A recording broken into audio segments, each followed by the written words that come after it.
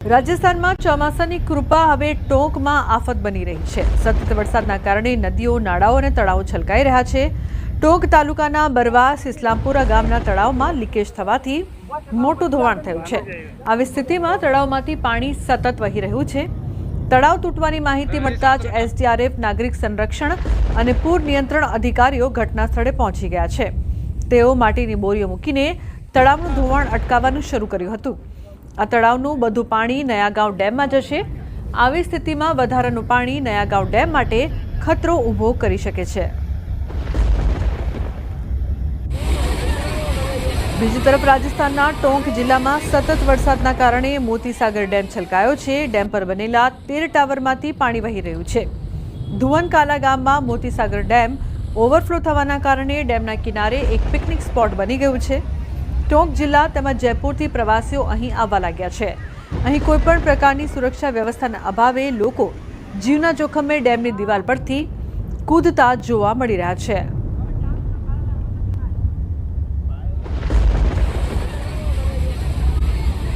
બાજુના પાડોશી રાજ્યોમાં ભારે વરસાદનો કહેર છે। રાજસ્થાન અને દક્ષિણમાં મહારાષ્ટ્રમાં, મુંબઈમાં ભારે વરસાદ વરસી રહ્યો છે। મુંબઈમાં ગઈ રાતથી વરસાદ પડી રહ્યો છે તો અંધેરી સબવે બંધ કરી દેવામાં આવ્યો છે।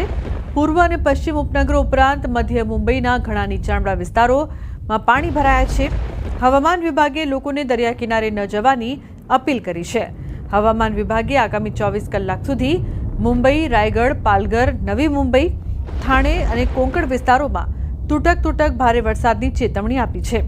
આજે મુંબઈના 2 અલગ અલગ સમયે દરિયાકાંઠા પર હાઈટાઈડની ચેતવણી અપાઈ છે, જેમાં સવારે 9:30 વાગ્યા બાદ રાત્રે 8:30 વાગે 3.4 મીટર ઊંચાઈના મોજા ઉછળી શકે તેવી આગાહી કરાઈ છે।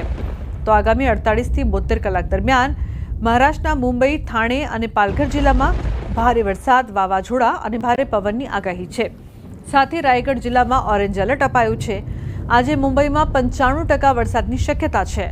ખાસ કરીને મોડી બપોરે અથવા સાંજે ભારે વરસાદની શક્યતા છે। છેલ્લા 48 કલાકથી પાણી ભરાઈ જવા અને ટ્રાફિક ખોરવાઈ રહ્યો છે।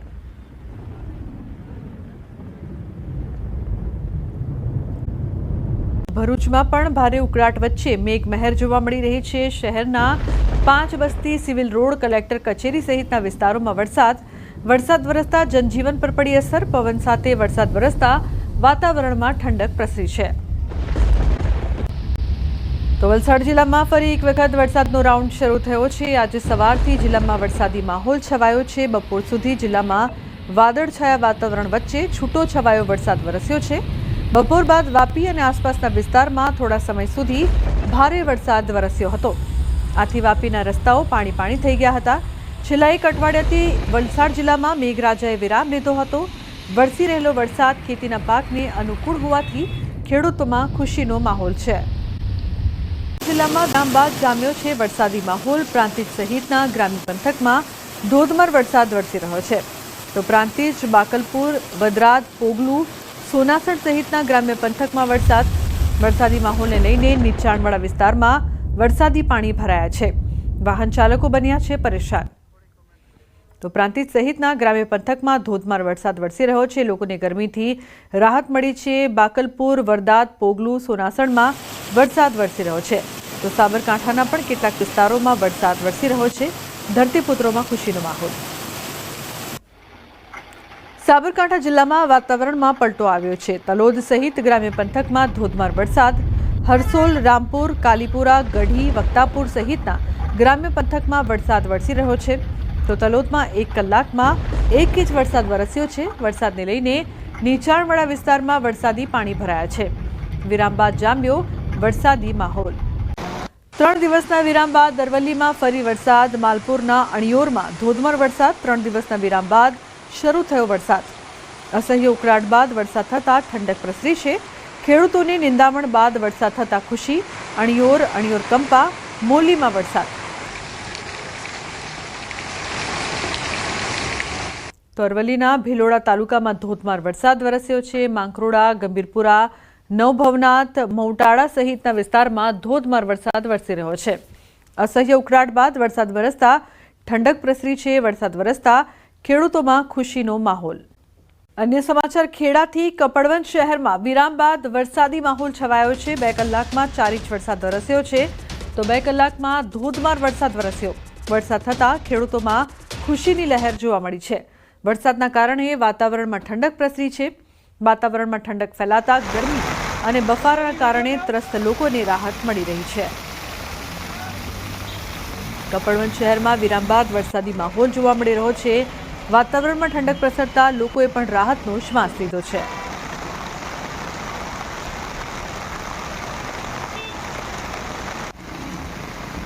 ખેડામાં વરસાદ 2 કલાકમાં 4 ઇંચ વરસાદ વરસ્યો। અંતમાં ગુજરાતમાં ભારે વરસાદ। હવામાન નિષ્ણાત અંબાલાલની આગાહી। હજુ બંગાળનો ઉપસાગર વધુ સક્રિય થશે। ડીપ ડિપ્રેશન કે લો પ્રેશર બનવાની પણ શક્યતા છે તો ગુજરાત સુધી થઈ શકે છે અસર। અંબાલાલ પટેલની આગાહી છે। 28 જુલાઈ બાદ ગુજરાતમાં પવનનો મારો હશે। રાજ્યના ઘણા ભાગોમાં તેજ પવન ફૂંકાશે તો કેટલાક ભાગોમાં 50 કે 60 કિલોમીટરે ફૂંકાઈ શકે છે પવન। 4 થી 8 ઓગસ્ટે ફરી એક વરસાદી સિસ્ટમ બનશે। 6 થી 10 ઓગસ્ટે દક્ષિણ ગુજરાતમાં સારો વરસાદ વરસશે તો 2 ઓગસ્ટ બાદનું વરસાદી પાણી કૃષિ પાકો માટે સારું નહીં તેવું પણ અંબાલાલ પટેલે કહ્યું છે તો ખેડૂતોને કર્યું છે સૂચન। ઓગસ્ટ અને સપ્ટેમ્બરમાં પણ સારો વરસાદ થશે। ઓક્ટોબર મહિના સુધી વરસાદ રહેશે। 4 થી 8 ઓગસ્ટમાં ગુજરાતમાં વરસાદ તો 17 થી 19 ઓગસ્ટમાં ફરી એક વરસાદી સિસ્ટમ આવશે। 23 ઓગસ્ટ બાદ વરસાદની તીવ્રતા ઘટશે।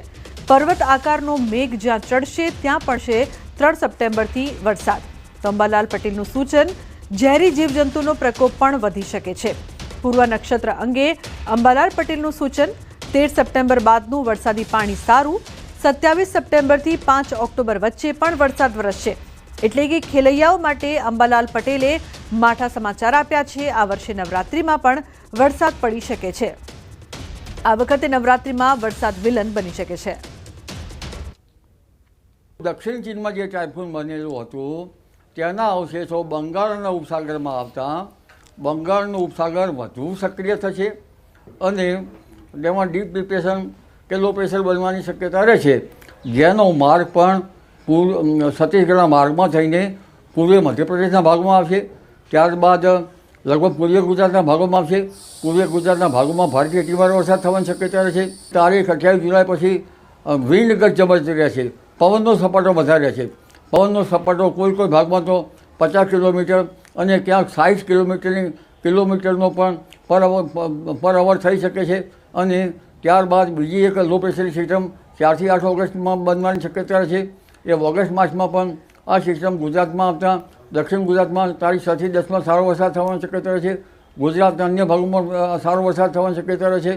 આ વરસાદ મોટા ફોરાનો છે જોકે બીજી ઓગસ્ટ પછીનું વરસાદી પાણી કૃષિ પાકો માટે સારું ગણાતું નથી એટલે વરાપ થઈ કૃષિ કાર્યો કરવા સારા રહે અને ઓગસ્ટમાં પણ સારો વરસાદ થવાની શક્યતા છે। સપ્ટેમ્બરમાં પણ સારો વરસાદ થવાની શક્યતા છે અને વરસાદ છે ઓક્ટોબર સુધી ચાલવાની શક્યતા રહે છે। જી ઓગસ્ટ માસમાં 4 થી 8 ઓગસ્ટમાં જે સિસ્ટમ બની રહી છે એનો પણ ભારે વરસાદ થવાની શક્યતા રહે છે।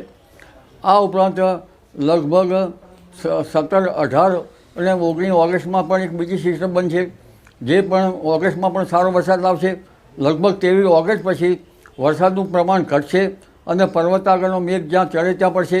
3 સપ્ટેમ્બરમાંથી જે વરસાદ થવાનો છે તેમાં લગભગ ઝેરી જીવજંતુઓ વધવાની શક્યતા રહેતા ખેડૂત ભાઈઓએ જે પાછલા જે ખેતરમાં પડ્યા છે તેમાંથી પાછળામાં વીંછી વગેરે જે જંતુઓ કે ઝેરી જીવજંતુઓથી સાવચેત રહેવું પડશે। પૂર્વા નક્ષત્રમાં કહેવાય છે તો વર્ષે પૂર્વા તો ખેડૂત બેસે ઝૂલવા।